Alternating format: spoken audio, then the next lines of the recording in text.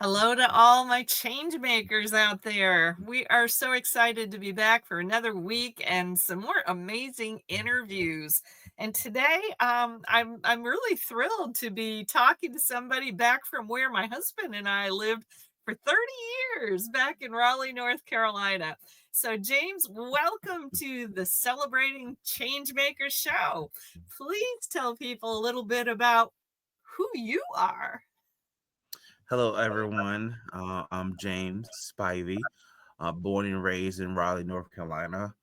I am a healer. I am a king. I am a massage therapist. I am a chef. I am an author. I am a self love coach. I am a advocate of self healing, self worth, self love. Um, I think that's enough. I think that's a lot of titles. They are a lot of titles. I mean, what we could do a whole show on every one of those. There's no doubt in my mind. Yeah. Oh my gosh. Well, tell us a little bit about your story. What led you to being all of these incredible things that it's just going to make you into a more and more powerful holistic healer? Well, my journey started with my own personal healing, my own personal health. I got to a point where in my life, just looking at my family and just looking at how my life was going, and I was like, it has to be something better. My first passion was culinary arts, food. So I did that. And in the process of going through that whole journey of culinary, my mom was diagnosed with fibromyalgia, which then kind of made me pivot and it kind of made me want to shift gears to, serve her, humanity, myself. So I was, thinking about becoming a doctor. And if you have any viewers that are doctors, no offense to you or the healthcare system, but in the process of doing that, I just realized and noticed that the Western medicine didn't really focus so much on the healing aspect of the patients. And I wanted to truly help my mother heal. So she enrolled me into massage therapy, which at the time I just looked at it as, muscles. It just looked at it as, massage therapy. But what I didn't know on the other side to it was spirit was guiding me to a bigger purpose, and massage therapy was the door, that portal to get me to where I needed to be. Along that journey, I healed her of her fibromyalgia. So she no longer has fibromyalgia. Every day for 9 months, she would get massages. She would be my guinea pig, and not knowing what it was, not knowing s- cellularly, spiritually, what was happening, emotionally and mentally, I was able to get her to a place in those 9 months where she's pain free. Which then kind of sparked my interest even more. And like, okay, there's something here. There's something that could be done on a bigger scale. So after that, I kind of went through my own personal journey, in my healing with, my previous marriage, where I was having identity crisis, where as I looked in the mirror, I didn't recognize myself. I didn't know who I was. And fast forwarding to a time after that, I started to reflect back on that relationship and realized that she was basically mirroring my self worth. She was mirroring to me the lack of self love, the lack of dedication, the lack of um, putting myself first. And she was just mirroring that to me. And that's what I was seeing in that mirror. I was seeing in that mirror all my demons, all the things that I didn't like about myself. And that's why I didn't recognize who I was, because I was becoming something that I didn't like. So I had to fix that. Which then kind of sparked the self-empowerment, the self-belief, the self-worth to say no. And even though my first words was no, it was hard for me as an adult to say no. Mm, And in that moment, I had the courage, the strength to say no. I had the strength and the courage to say enough is enough. And kind of like a phoenix, from Harry Potter, you have that bursting and you bursting up to the flames. I had one of those moments and I just started to choose me. And it was in that sense of me choosing me, which I was like, okay, I want to help other people choose themselves as well. mm, mm. Such a powerful story. So it sounds like with your mom, you weren't just doing massage therapy though to get her to that level of feeling better.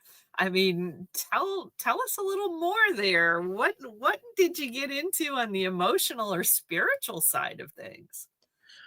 Um, to me at the time, it was just massage, but on a spiritual aspect, I later became a Reiki master. I'm a Reiki master now, but before I was a Reiki master, I feel like I was doing energy work on her and not realizing what it was that I was doing. Mm, Um, I and then I say that because I can't. I mean, I know massage therapy has a lot of benefits, and I know a massage therapy has a lot of um,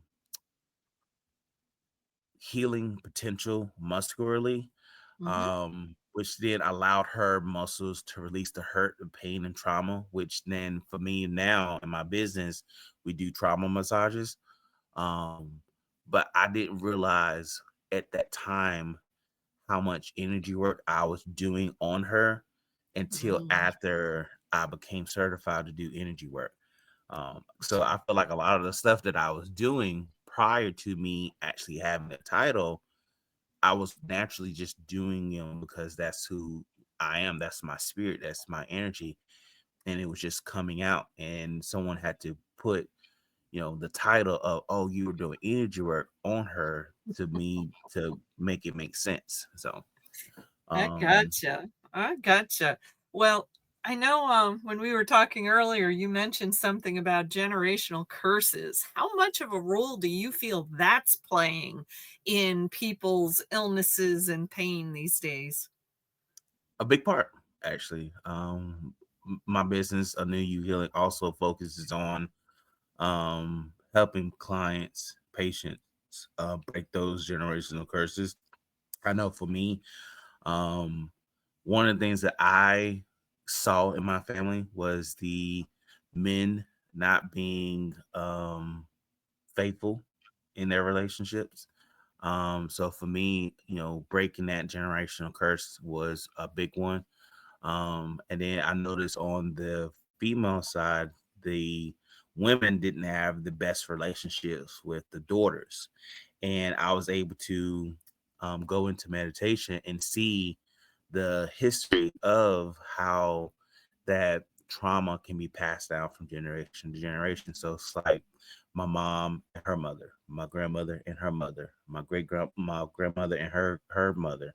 So it just goes back to generation to generation of them loving each other from a hurt space or them not having the capacity to love the next person. So much so that I actually had a session with my mom and my sister because I saw what was going on and I had them and I mediated a counseling session between my mom and my sister so that they could break that cycle. After that, I then had to go rescue my inner child from my mother based on the trauma she had from her mother and rescue my inner child so that he can have the best childhood that he could ever want. And I actually got this from my mentor and my counselor. And she asked me, she was like, who's the first person that you identified what pain and hurt was? And so I was like, let me think. And then as I'm thinking, she was like, I want you to close your eyes, James, and I want you to take a deep breath. And I want you to just allow that little boy within you to come up and speak. And when he did, he said the first person that he recognized what pain and hurt was my mother. Mm. And she's like, okay, if you see your mom, what is she doing? What is causing you to identify with that hurt, with that pain? And he said, she spanked me.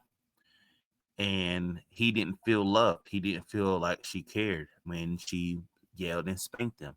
And she said, what if you can forgive her for that? If you can forgive her for that, anything after that doesn't matter because you've already forgiven the first person that initiated the hurt in you. So anything after that doesn't Wow. even matter because you've already forgiven the first person. And I said to her, let me go in, let me check with him and ask him if he can forgive her. And he forgave her. And the next time I saw my mom, I didn't see my mother. I saw the energy playing the role of Mm. my mother. Mm. And then I was able to tell her, hey, I forgive you. Hey, I know it wasn't you that did it. I know it's the pain. I know it's the hurt from how you were raised. I know it's the pain and the hurt from how you didn't get or was treated, however the case may be. I understand that it was your upbringing. Mm. So yeah. Woo! Wow, heavy duty stuff, heavy duty Yes. stuff. Well, and I know you've also had some great success in terms of learning enough about yourself to be able to have some significant weight loss, and that's also part of what you're hoping to help other people with too. Can you tell us a little bit about that? Yes. So I've been husky, big, large, in the sense of the medical world, obese, for a lot of my life. And it it has served its purpose long enough. So I'm in a journey and process of shedding and shredding those layers and those pounds. I feel like mentally, spiritually, psychologically, I've probably carried this weight for protection. Yes. Because I know in a past life, um, I starved to death and I Oh. didn't know when my next meal was coming. So I feel like in this lifetime, I needed to carry this weight. I had another past life where the weight was armor or protection. Um, and so I know for a fact that the weight served a purpose, but I feel like now I wouldn't say it's a hindrance, but what I will say is that I'm at a point in my life where um it has to come off because I want to be here longevity wise to continue to spread love, hope, positivity, and faith.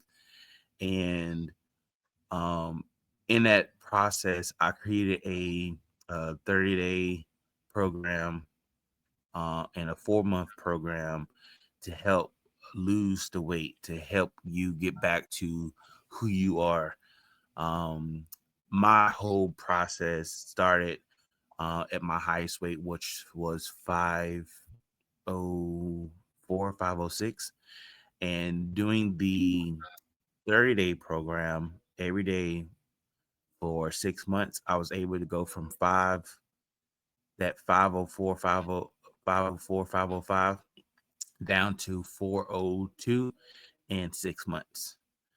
And a lot of that took willpower, a lot of that took faith, a lot of that took consistency, a lot of that took self-care and self-worth. And I actually spoke to my masculine and feminine side during this whole process.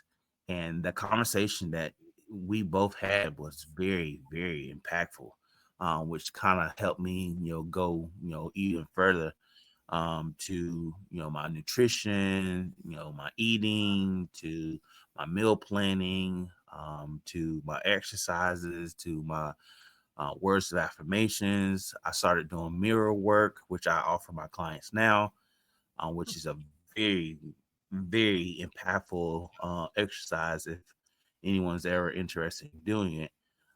That mirror work is something serious. But I will stand in my bathroom and write messages to myself because I feel like your bathroom is where you put your face on. Your bathroom is where you take your showers. Your bathroom is where a lot of your intimate things happen, washing your body, cleansing your face, brushing your teeth. So it was only right for me to hold that space sacred.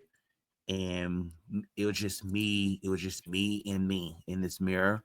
And that's the fastest and easiest way that you can communicate and talk to all versions of you and give that version of you that didn't have the confidence and the strength and the determination that you are seeking. Like there was a lot of times I'll give myself these powerful self talks and pep talks that was like, I'm ready to conquer the world.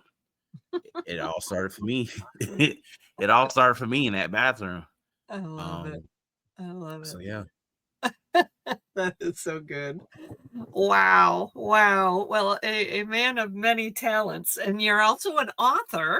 So tell everybody a little bit about your two books. Yes. So during my massages, um, for me, my mind is the most blank, the most clear, the most open. And every massage for me and my patients is sacred. It's a holy space. So a lot of transformation comes not only for me, but for the client. I tell a lot of my patients and clients that um, there's a difference between you getting a massage and you receiving it. Um, and for the clients that receive them, they receive a lot more than just a massage. Mhm. But it was in these massages that I do that I got the download for these books. I remember it very vividly where I would close my eyes, tap into the client's body, and the next thing I know, I'm not there. I'm not in the massage. My hands are going, my body's there, Wow. but my soul is like not there. And I can still feel my hands moving. I still feel the massage going on, but spiritually, I'm not there. And all I'm doing is sitting in this room in this dark because my eyes were closed during the massage, and all I can hear was when I come back, I have all the information to a book. It Oh, happened wow. twice. So so when I come back, I immediately after the massage write it down, audio record it, and then um, had my editor edit it and published it. So the book is part of a four-part series. Mhm. The first book teaches you your the first book teaches you about your who. The second book teaches you your it's basically the who, what, when, and why. So the first one I think is the who, the second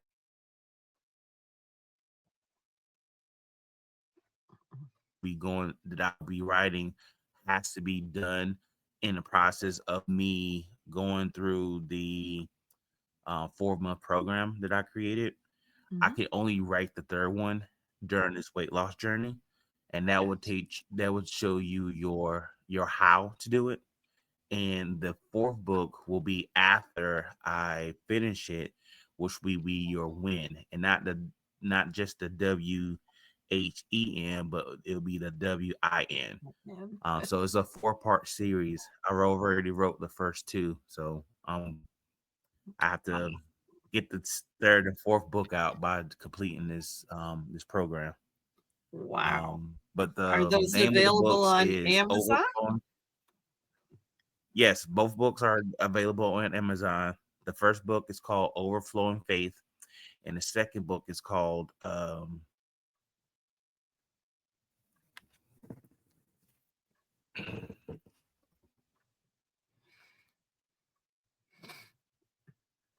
You still good? yeah, I'm here.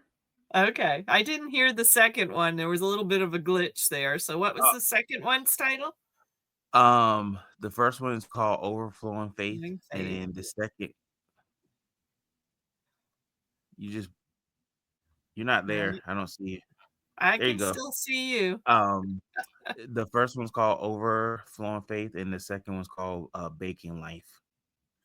Okay. Very cool. All right. Well, it will be a joy to see the other two get finished. I love how you describe that. I call that getting downloads. We get these downloads from spirit. And Yep. it's like you just have to take action on them, right? Yeah. Yeah. Almost no choice. Just do it. Wow. Okay. Well, please let people know how they can reach out to you if they have interest in any of these amazing things you're doing.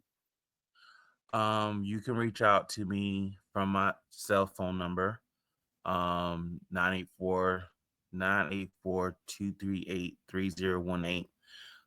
You can reach me from my email, um, a new you healing massage 19 at yahoo.com. You can reach out to me from my website, a new you healing.com. You could reach out to me on my Instagram, the real King James 87, or my business page, a new you healing, on Instagram and TikTok. Or you can send a pigeon. I get those too. I love it. You're good. You're good. Awesome. Awesome. Well, and I'm going to invite you because this video is going to be both in my Facebook group and on my YouTube channel. And so I'm inviting you to go and put whatever contact information in the comments under both of those videos so that people can find you. That would be a wonderful thing. So, as we wrap this up today, do you have any final words of wisdom you'd like to leave people with? There's nothing selfish about loving yourself. Mm. And if you don't show yourself that love, that's a act of self-abandonment. And I feel like we all have had a point in our lives in our childhood where we felt abandoned. And I feel like now is the time that we take the reins of our lives and our childhood and our adulthood and our community and our lives and the world, and we lift ourselves and we lift each other up, um, and start showing more love for ourselves and each other. We all have a story. We all have a past. Um, but like I said earlier, why can't our healing be done louder?